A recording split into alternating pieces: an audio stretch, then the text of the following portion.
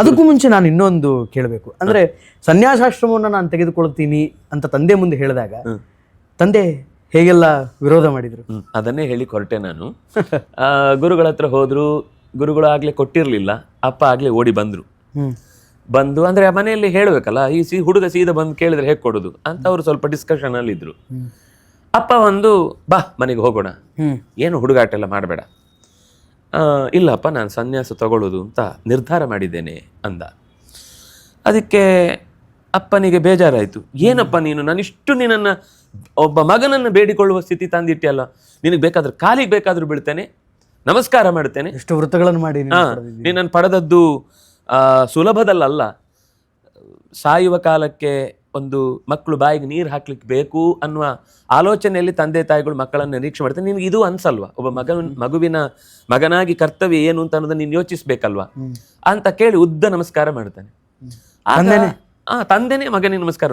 ಆಗ ಅವನು ಹೇಳ್ತಾನೆ, ಅಪ್ಪ ನೀವು ನನಗೆ ಒಪ್ಪಿಗೆ ಕೊಟ್ಟ ಹಾಗೆ ಬಟ್ಟೆಯನ್ನು ಹರಿದ, ಕೌಪಿಯನ್ನು ಉಟ್ಕೊಂಡ, ಯಾವಾಗ್ಲೂ ಚಿಕ್ಕವರಿಗೆ ದೊಡ್ಡವರು ನಮಸ್ಕಾರ ಮಾಡುದು ಅಂದ್ರೆ ಸನ್ಯಾಸಿಗಳಾಗಿದ್ರೆ ಮಾತ್ರ, ಮುಗಿತಲ್ಲ ಅಲ್ಲಿಗೆ, ಆದ್ರಿಂದಾಗಿ ನೀವೇ ಒಪ್ಪಿಗೆ ಕೊಟ್ಟಾಗಾಯ್ತು ಅಂತ ಅಪ್ಪನ ಹತ್ರ ಒಂದು ಚೂರು ಕಾಲ್ ಕೆದರಿದ.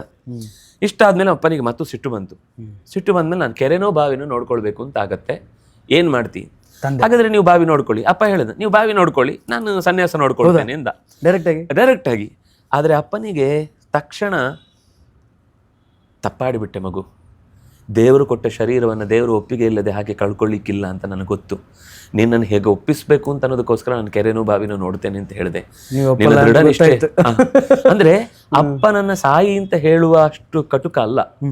ಅಪ್ಪನ ಮನಸ್ಸಿನಲ್ಲಿ ತನಗೆ ಶಾಸ್ತ್ರ ಪರಿಜ್ಞಾನ ಇದ್ದೇ ಅವನು ಇಂಥ ನಿರ್ಧಾರ ತಗೊಳ್ಳಲ್ಲ ಅಂತ ಗೊತ್ತಿದ್ದೇ ಹಾಗೆ ಹೇಳಿದ್ದು. ಅಂದ್ರೆ ಸನ್ಯಾಸದ ಜೊತೆ ಶ್ರದ್ಧೆ. ಅಪ್ಪನ ನಿರ್ಧಾರ ತಪ್ಪುವುದಿಲ್ಲ ಅಂತ ಒಂದು, ತನ್ನ ನಿರ್ಧಾರ ದೃಢ ಅನ್ನೋದು ಇನ್ನೊಂದು. ಇದೆರಡನ್ನೂ ಹೇಳಬೇಕಿತ್ತು. ಆದ್ರೆ ಅಪ್ಪನಿಗೆ ಬೇರೆ ದಾರಿ ತೋಚದೆ ಹಾಗೆ ಹೇಳಿದಾಗ ಮಗನ ನಿರ್ಧಾರ ದೃಢವಾಗಿರುವುದನ್ನು ಕಂಡು ನಾನೇನು ಒಪ್ಕೋತೇನೆ, ಆದ್ರೆ ಅಮ್ಮನ ಒಪ್ಪಿಗೆ ಇಲ್ಲದೆ ನೀನು ತಗೊಳ್ಳುವ ಹಾಗಿಲ್ಲ, ಅಮ್ಮನನ್ನು ಒಪ್ಪಿಸೋ ಜವಾಬ್ದಾರಿ ನಂದು ಅಂತ ಹೇಳಿದ ಹುಡುಗ. ಬೇಗ ಹೋದ್ರು ಅಪ್ಪ. ಅಮ್ಮನ ಹತ್ರ ಹೋಗಿ ಏನೇ ಕಾರಣಕ್ಕೂ ಅವನಿಗೆ ಒಪ್ಪಿಗೆ ಕೊಡಬೇಡ, ಒಪ್ಪಿಗೆ ಕೊಟ್ರೆ ಅವನು ಸನ್ಯಾಸ ತಗೊಳ್ತಾನೆ. ಸರಿ, ಹುಡುಗ ಬಂದ. ಮನೆಗೆ ಬಂದ್ರೆ ಅಮ್ಮ ಏನ್ ಕೇಳಿದ್ರು ಮಾತಾಡ್ತಿಲ್ಲ. ಏನೋ ತಿಂಡಿ ಕೇಳಿದ, ಏನೋ ಹಾಲು ಕೇಳಿದ, ಇನ್ನೇನೋ ಕೇಳಿದ, ಎಲ್ಲ ಏನೇನೋ ವಿಧವಾಗಿ ಮಾತಾಡಿಸ್ಲಿಕ್ಕೆ ಪ್ರಯತ್ನ ಪಟ್ಟ ಹುಡುಗ. ಏನು ಮಾಡಿದ್ರು, ಯಾಕೆಂದ್ರೆ ಮಾತು ಶುರುವಾದ್ರೆ ಒಳಗಿನ ಆ ಪ್ರೀತಿ ಉಕ್ಕಿ ಹರಿದು ಒಪ್ಕೊಂಡ್ಬಿಡುತ್ತೆ. ಅದಕ್ಕೋಸ್ಕರ ಅವನ ಮಾತು ತುಂಬಾ ಆತ್ಮೀಯವಾದದ್ದು. ಅದರಿಂದ ಅದರಲ್ಲಿ ನಿಷ್ಕಲ್ಮಶವಾದ ಮೃದುವಾದ ಪ್ರೀತಿ, ಅದಕ್ಕೆ ಕರಗದೆ ತಾಯಿ ಕರಗದೆ ಇನ್ಯಾರು ಕರಗಬೇಕು, ಅದಕ್ಕೆ ಅವಳು ಮಾತಾಡಿದ್ರೆ ಕರಗ್ತೇನೆ ಅಂತ ಸುಮ್ಮನಿದ್ಲು.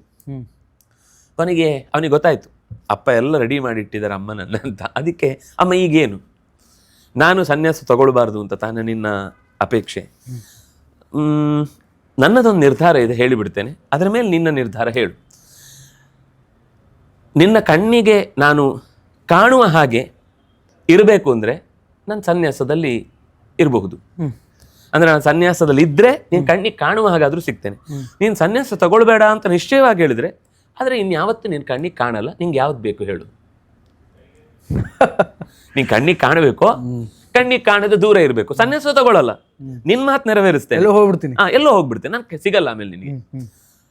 ಕಣ್ಣಿಗೆ ಕಾಣುವ ಹಾಗಿದ್ರೇನೆ ಸಾಕು, ಅದೇನಾದ್ರೂ ಮಾಡ್ಲಿ, ತಗೋ ಮಗು ಅಂತ ಅಂದ್ಬಿಟ್ಟು ತಾಯಿ.